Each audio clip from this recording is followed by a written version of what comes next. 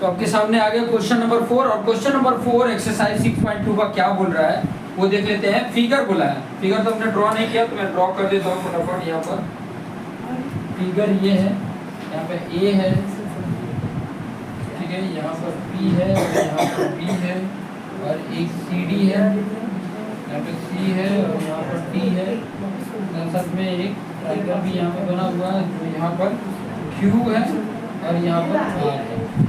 ये एंगल दिया हुआ है 127 डिग्री, ये एंगल दिया है 50 डिग्री, ये है आपका Y और ये है X। और क्वेश्चन देख लेते हैं कि क्या क्या क्वेश्चंस में बोला है। क्वेश्चन में AB पैरेलल टू CD है, ये AB जो है वो CD के पैरेलल है। APQ 50 डिग्री है और PRD 127 है। फाइंड X एंड Y, ये X और Y पता करना है। तो थोड़ा सा यहाँ पर ध्यान देंगे तो आपको आइडिया मिल जाएगा कि अगर आपको यहाँ पर लॉजिक थोड़ा सा समझ में आ रहा है कि ये अगर इसके पैरेलल है तो ये एंगल इसके बराबर हो जाएगा। सॉल्यूशन में क्या लिखेंगे, AB parallel to CD, AB parallel to CD है तो यहाँ पर आप देखोगे एंगल APQ जो इक्वल होगा वो क्या होगा, PQR के इक्वल होगा, PQR के इक्वल होगा। मतलब वो X इक्वल टू क्या हो गया, ये X इक्वल टू 50 हो गया, समझ में आ गया, X मिल गया।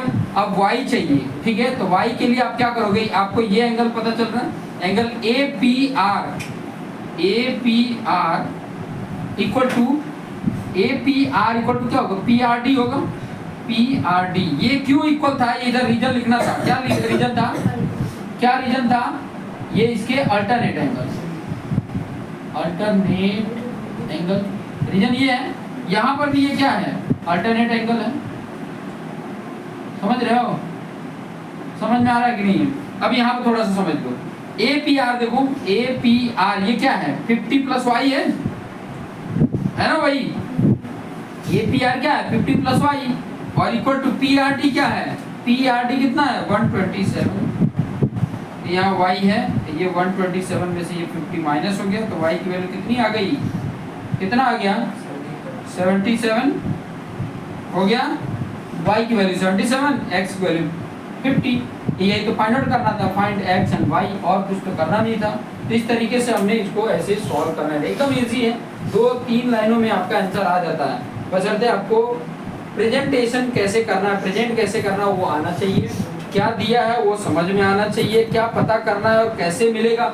यही एक तरीका नहीं है, कई सारे तरीके इसमें हो सकते हैं, कई सारे तरीके हो सकते हैं निकालने के लिए, कई सारे तरीके हो सकते हैं। तो ये आप अगर समझ के करोगे तो बहुत सारे आपको टेक्निक मिलेंगे इसी को सॉल्व करने के लिए, और सारे वो मेथड वो सही होंगे, ठीक है। लेकिन यूनिवर्सल मेथड होना चाहिए, ऐसे नहीं है कि हम अपनी मर्जी से कुछ भी कर रहे हैं, मैथ्स के दजिया उड़ा रहे हैं, तो वो नहीं होना चाहिए।